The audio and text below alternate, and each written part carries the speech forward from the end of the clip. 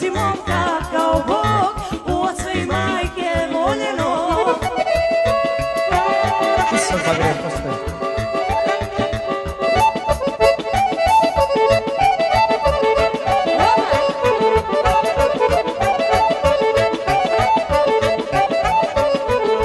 Babe, dede, ujaci, tetke, strine, stričevi, zapevajmo svi u glas, domaćine, svaka čast.